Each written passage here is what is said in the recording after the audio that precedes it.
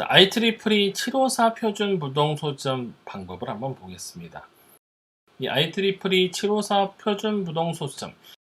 자, 이게 현재 지금 부동 소점을 표시하는 표준 방법이에요. 컴퓨터상에서. 미국 전기전자공학회인 IEEE에서 표준안을 만들었습니다. 자, 앞서서 표현했던 이 방법에는 어떤 문제가 있냐면요. 지금 이렇게 선행되는 비트를 0으로 표시해 놨죠. 자, 근데 이렇게 표시한 거는 뒤에 있는 자리 숫자가 아까 23자리만 표시가 가능하다고 했어요. 자, 그런데 만약에 이 비트를 한 비트 뒤로 넘겨서 선행되는 숫자를 무조건 1로 만들면 보시면 뒤로 하나 더 표시가 되죠. 그러면 앞에 있는 자릿수를 표시한 것까지 포함해서 총 24비트를 1로 채울 수 있다는 의미예요. 따라서 3비트의 이득을 가져올 수가 있죠. 그래서 IEEE 표준에서는 어떻게 하냐?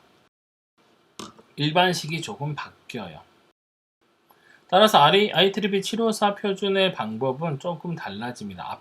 앞에 지수 비트가 보호 비트가 들어가고 지수 비트가 8비트, 가수 비트가 23비트인 거는 아까와 마찬가지예요. 이건 단일 정밀도고요. 복수 정밀도인 경우는 앞에는 사인, 그 다음에 지수가 11비트, 가수 비트가 52비트가 돼요. 자, 가수 비트는 부호 크기를 표현하는 방법이고요. 앞에 부분이 조금 달라집니다. 자, 이때 1.m 곱하기 2의 지수승의 형태로 가져가요. 이 부분이 달라지는 거예요. 소점 아래 m 부분만 가수 필드에 저장하고 왼쪽에 표현되지 않은 1. 자, 이거를 우리가 히든 비트라고 부릅니다.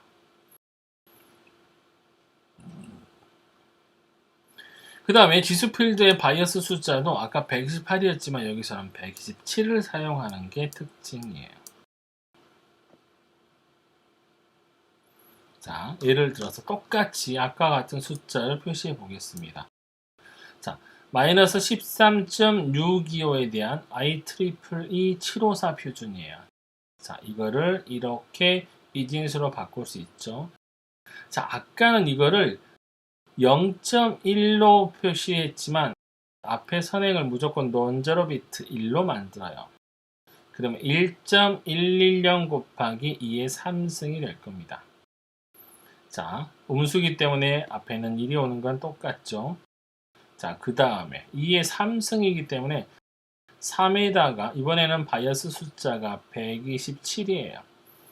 그럼 실제로 우리가 표시해야 되는 숫자는 130을 표시해 줘야 되죠.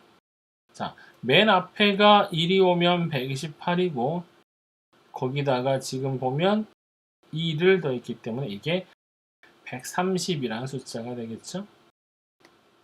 자, 이 130이 표시가 되고 나머지 부분은 그대로 가져가는 거예요. 이해되시나요?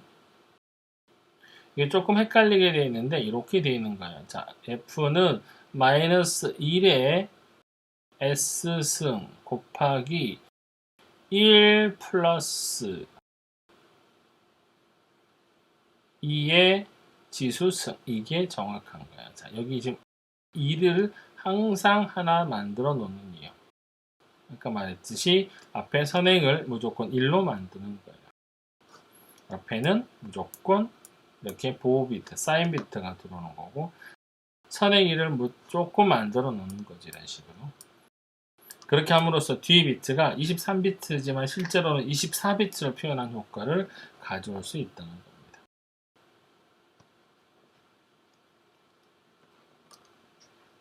자, 뭐 여기까지 일단 설명을 하겠습니다.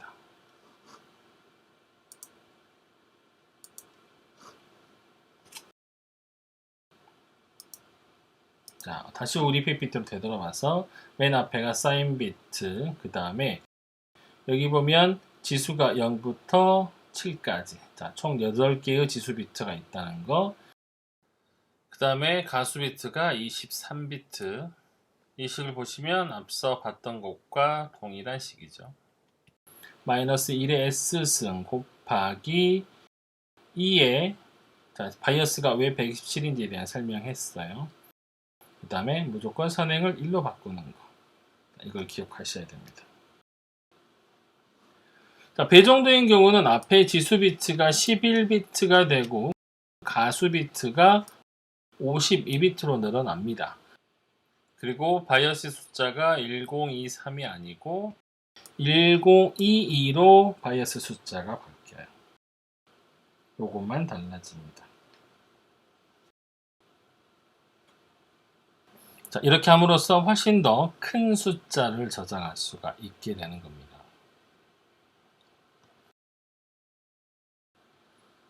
자, 다음은 1.4절 이징 코드 체계입니다. 자, 인코딩이라고 하는 단어는요, 코드 내에 어떤 메시지를 넣는 걸 말해요. 여기서는 10진수 계산 체계를 이진수로 표현하는 과정을 학습합니다. 한 자리의 10진수를 4비트의 이진수로 어떻게 표현할 수 있는지에 대한 설명이에요.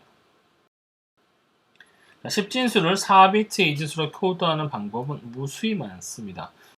그 중에서 응용에 따라서 적합한 코드를 골라 쓰면 되는데 보통 이런 방법이 있는데요. 자, 가중 코드라고 하는 거는요, 코드 자체가 값이 있어요. 이게 의미를 갖고 있고 상호 이진수에 대한 연산이 가능한 거를 가중 코드라고 합니다.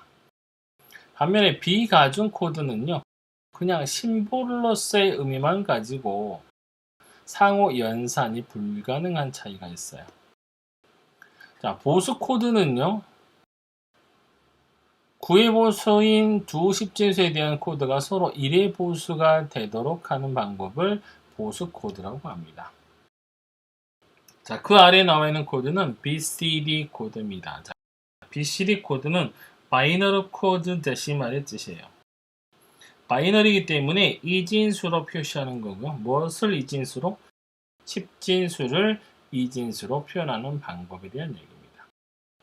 10진수를 이렇게 이진수로.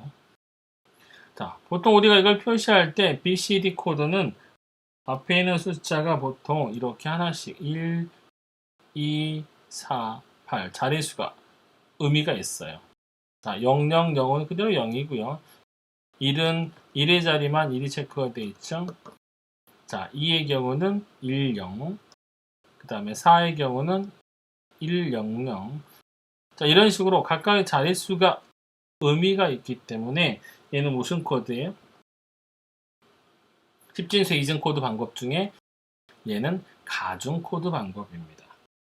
따라서 각각 연산을 할 수가 있어요. 자, 1과 2를 연산해 볼까요? 자, 0, 0, 0, 1과 0, 0, 1, 0을 연산하면 1, 1이 되겠죠. 자, 이거는 3이 되는. 이렇게 연산이 가능한 게 BCD 코드의 특징이에요. 자, 그리고 보통 우리가 이걸 코드를 할 때 8421 이렇게 값에 따라서 코드를 하기 때문에 다른 말로 8421 코드라고도 합니다. BCD 코드를. 자, 아래 예제를 한번 보겠습니다. 자, 123 10진수하고 4321을 BCD 코드로 나타내라 이렇게 되어 있습니다. 자, 1, 2, 3 각각의 자릿수를 0, 0, 0, 1, 0, 0, 1, 0, 0, 0, 1, 1 자, 이렇게 나타내요. 중간에는 반드시 이렇게 공백을 넣어 주셔야 됩니다. 각각의 자릿수에 해당이 되는 자릿수의 비트를 공백으로 표시해 주셔야 돼요. 자, BCD의 단점은 이거죠. 지금 이렇게 431 같은 네 자릿수의 디짓을 표시하는데 자릿수가 너무 많이 차지해요. 이렇다 보니까 뭐 아주 큰 코드를 표시하기 위해서는 비트의 수가 너무 많이 늘어난다는 단점이 있습니다. 자, 그 다음에 나오는 코드는 그레이 코드입니다. 그레이 코드는 10진수 0에서 9를 4비트의 이진수로 표현한 코드예요. 근데 아까 봤던 이 BCD 코드와 다르게 앞선 코드가 각각 한 자리씩 차이가 나도록 하는 독특한 방법을 씁니다. 자, LSD를 기준으로 앞에 있는 코드를 인버트, 그러니까 반전하는 방법을 사용하는 코드예요. 자, 0을 0000으로 표시했죠. 자, 1은 최하위 비트 0을 그대로 반전해서 0001이 되는 거예요. 이게 1을 더해서 1이 아닙니다. 0을 반전해서 이게 0이 아니라 1로 된 거고요. 자, 2는 최하위 비트가 이미 1로 되어 있기 때문에 뒤집을 수가 없죠. 그래서 그보다 하나 더 높은 비트를 뒤집는 거야. 0011. 이거 BCD로 보면 3인데 왜 2인가? 자, 그레이 코드이기 때문에 그렇습니다. 자, 그 다음에 3번의 경우는 지금 보시면 이 숫자에서 여기 맨 뒤에 있는 숫자를 뒤집을 수 있어요. 그래서 0010으로 표시하고요. 자, 여기까지 뒤집어져 있으니까 못 뒤집죠. 자, 그래서 4는 맨 앞에 있는 비트를 뒤집어요. 자, 이런 식으로 쭉 코드화를 하는 방법입니다. 그레이 코드는 자리값이 아무런 의미가 없어요. 이걸 일반적으로 BCD 코드처럼 연산을 해버리면 오차가 나와요. 그렇기 때문에 우리가 이거는 일반적인 코드 생각하시면 안 되고, 보시면 그러니까 5가 111이고, 보시면 밑에 있는 숫자가 101, 오히려 더 작아요. 7이라는 숫자가. 말이 안 되는 거죠. 우리가 BCD로 본다고 하면. 자, 그렇기 때문에 이 그레이 코드는 상위 비트와 하위 비트의 가중치가 존재하지 않는 비가중 코드 방식입니다. 자, 이 그레이 코드 간의 이진 연산은 당연히 성립하지 않고요. 도대체 근데 이 코드를 왜 사용하냐? 수학적인 의미는 별로 없어요. 회로 설계나 데이터 전송 시에 전자공학적인 의미에서 그 사용법이 드러납니다. 자, 예를 들어서 1비트씩 전송하는 어떤 전송 시스템에서 0110을 전송하다가 실수로 맨 앞에 있는 비트를 0010으로 보냈다고 해봅시다. 자, BCD 코드의 가중 코드이기 때문에 세 번째 비트의 의미는 4의 오차를 나타내죠.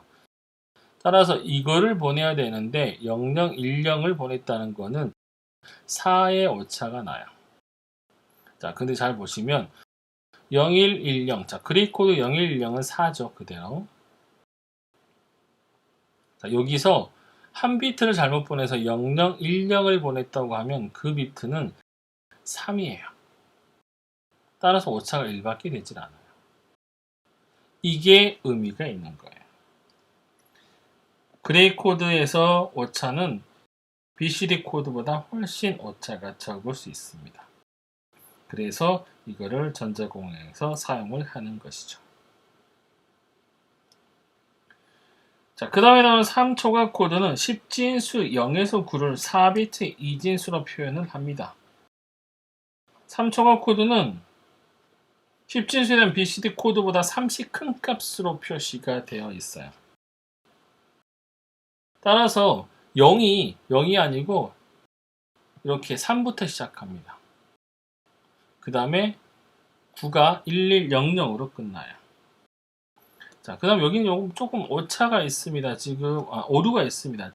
책에서도 이건 오류가 있어요. 이 부분이 1입니다. 1. 1001이 맞아요. 이 3초각 코드는 자기보수 코드입니다. 잘 보시면 우리가 이렇게 보수 체계가 있는 숫자들 보시면 아실 거예요. 10진수의 9의 보수가 되는 체계인데 예를 들어서 3초각 코드 0100하고 자 0100 그 다음에 1011을 한번 비교해 보세요. 1011 자 이렇게 코드가 1의 보수 관계를 갖고 있죠. 근데 실제 보시면 이게 숫자가 10진수로 1과 8의 관계예요. 그러면 9의 보수가 되는 걸 알 수가 있죠. 또 다른 9의 보수인 2하고 7도 한번 봐보세요. 자, 2가 0101 자, 7은 어떻게 되나요? 1010 1의 보수 관계가 되죠. 따라서 이거는 자기 보수 코드입니다. 자, 이런 자기 보수 코드를 사용하게 되면 뺄셈 연산의 아주 활용도가 상당히 좋아요. 3초가 코드는 이진 연산이 성립하지 않는 비가중 코드입니다. 따라서 이것도 아까 BCD처럼 연산을 하시면 절대 안 됩니다. 자, 그 다음에 나오는 코드는 2421 코드입니다. 자, 241 코드는 BCD 코드와 얼핏 비슷하게 보이는데 앞에 있는 숫자, 그러니까 이 숫자가 1, 2, 4까지는 맞아요. 근데 앞에가 8이 아니고요. 2 곱하기를 나타내주는 코드예요. 근데 보통 우리가 곱하기 연산 빼고 2421 코드라고 얘기를 합니다. 자, 앞에 보시면 여기까지 4까지는 동일해요. 자, 5부터 9까지가 조금 다릅니다. 자, 5부터가 차이가 나는데요. 5, 6, 7, 8, 9는 맨 앞에 비트가 그냥 무조건 정해져 있어요. 1로 정해져 있고 나머지 비트가 조금 차이가 납니다. 원래 나머지 코드가 지금 이런 식으로 5를 표시하려면 BCD에서 101이 돼야 되죠. 여기서 2를 뺐다고 생각해 주시면 돼요. 그럼 여기다가 뭘 표시하면 돼요? 3만 표시해 주는 거죠. 자, 6은 마찬가지예요. 보통 BCD에서 앞에 건 빼고 생각하는 거예요. 나머지를 빼서 2씩 줄여서 4를 표시해 주면 되고요. 7은 5를 표시해 주면 되고 8은 여기 보면 6을 표시해 주면 되고요. 9는 7을 표시해 주면 돼요. 무조건 BCD-2 그냥 2가 아니고 BCD 기준으로 BCD-2라고 생각해 주시면 그게 뒷부분의 코드예요. 241 코드는 3초과 코드와 같은 자기 보수 코드입니다. 이거 역시 1의 보수 관계가 있는 두 코드에 대해서 서로 보수 관계를 취할 수 있어요. 자, 4하고 5를 한번 보세요. 이렇게 4, 5. 0100 얘는 1011 이렇게 됐죠. 그 다음에 1하고 8의 관계를 한번 보실까요? 이렇게 0001 얘는 1110 역시 자기 보수 코드가 되겠죠. 앞서 봤던 3초과 코드 역시 자기 보수 코드긴 했지만 얘는 가중 코드가 아니었죠. 반면에 241 코드는 가중 코드입니다. 따라서 연산을 해주시면 연산이 성립하는 관계를 가져갈 수 있어요.